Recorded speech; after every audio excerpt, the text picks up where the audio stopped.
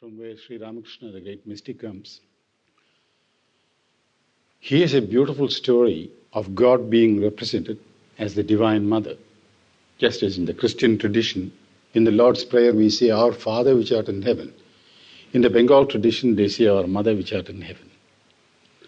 Both are equally beautiful.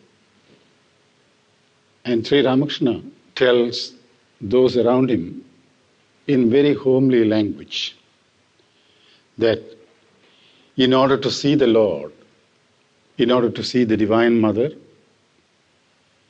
we have to withdraw our love from things, our affection from the tyranny of the external world, material possessions, which steal our love and often sap our security. So he narrates a delightful story of a little girl playing in a small hut in Bengal while her mother is cooking in the kitchen. The little girl has got a few toys made of coconut shell. They make all kinds of toys with coconut shell. And she's playing with these toys and the mother is cooking curry and rice in the kitchen undisturbed. As long as the little girl is playing absorbed with her toys, the mother doesn't come at all. But after a little while, the little girl gets tired of these toys. She goes into a tantrum. She throws the toys in all directions, just as our little girls in Ramagiri do.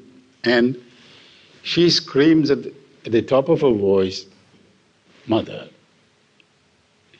Immediately, her mother, who is in the kitchen, when she hears this angelic yell, she knows that her little one has become tired of her toys.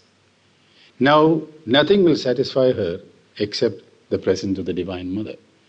So she jumps up from the kitchen, leaves her curry and rice, rushes into the little hut, picks up the little girl and makes her one with her.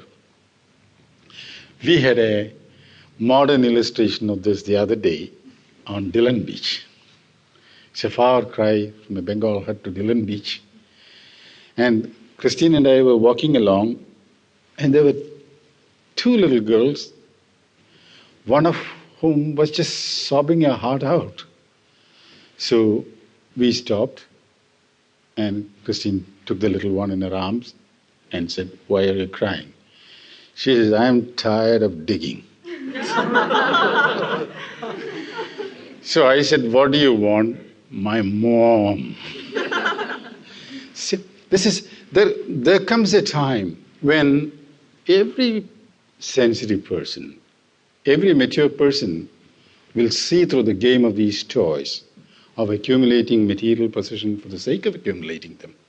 And today, the modern science of ecology is telling us that we have to reverse our direction, and if we continue in the same direction, it is at our peril.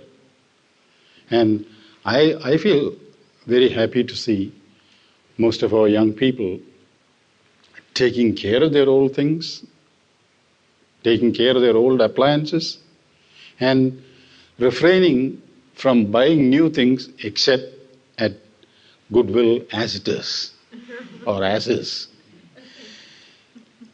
In other words, it is you and I who are responsible for polluting the environment, and it is you and I, by discriminately refraining from buying unnecessary things, we can contribute to the cleaning up of the environment too. This is the application of these precious words of Thomas A. Kempis, that we should live in comfort but not burden ourselves with material possessions more and more because the advertiser is telling us to acquire more and more.